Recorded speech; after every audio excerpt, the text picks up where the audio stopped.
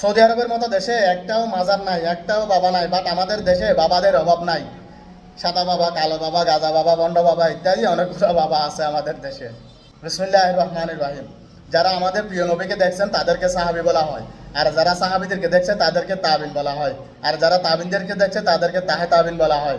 আর তাহে তাবিনের পরে যত আলেম উলামা পীর বুজুর্গ মশাইল সবগুলা কিন্তু তাহে তাবিনের পরে।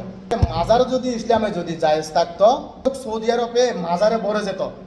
সৌদি আরবের কোন স্থান বাদ যেত না যে মাজার নাই।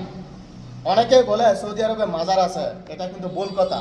সৌদি আরবে কোনো মাজার নাই।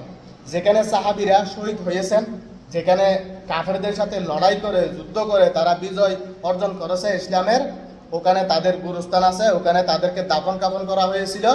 ওখানে একটা মসজিদ নির্মাণ করা হয়েছে।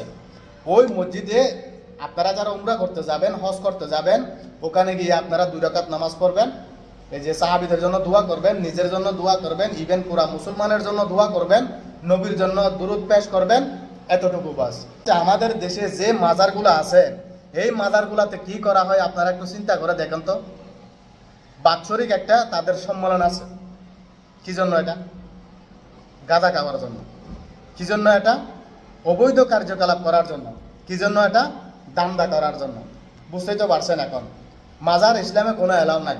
মাজার যদি ইসলামে যদি অ্যালাউ থাকতো, সৌদি আরবের মতো মাজার পৃথিবীতে কোনো দেশে থাকতো না। ইভেন এই যে মদিনা মুনওয়ারাতে যে একটা জান্নাতুল বাকি আছে, ওখানে অনেক বড় বড় সাহাবীরা কিন্তু দাফন কাফন করেছে ওখানে বড় বড় সাহাবীদেরকে। তো তাদেরকে তো মাজার করা দরকার ছিল, তাই না? ওখানে তাদের একটা নাম নিশানাও নাই। আমরা অনেক এই যে ওখানে সৌদিরাও যাই জিয়ারত করার জন্য আর কি, জান্নাতুল বাকিতে।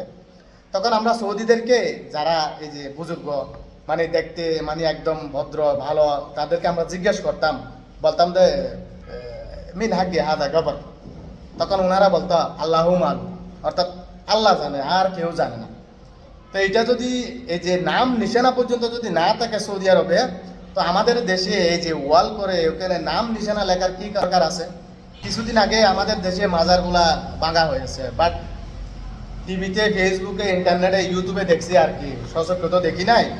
তো ওইখানে একটা লোক বলছে, আসলে উনি কতটা মূর্খ হলে এইরকম কথা বলতে পারে যে আমাদের নবীর মাজার আছে, ওই মাজারটাও ভাঙতে হবে, নাউজুবিল্লাহ। ওনার কত বড় স্পর্ধা, ওনার কত বড় সাহস! আপনারা ইউটিউব ঘাটাঘাটি করলে দেখতে পারবেন, বুঝতে পারবেন কার সাথে কার তুলনা করে। আপনারা একটু চিন্তা করে দেখুন তো। আপনারা যারা আমাদের দেশে মাজার সম্পর্কে যারা বিভ্রান্ত বোধ করেন, সাধারণ মানুষদেরকে যারা ইসলাম সম্পর্কে এতটুকু অবগত না, তাদেরকে আপনারা এই যে উল্টা পাল্টা কথা বলে মাজার অভিমুখী করতেছেন আপনারা।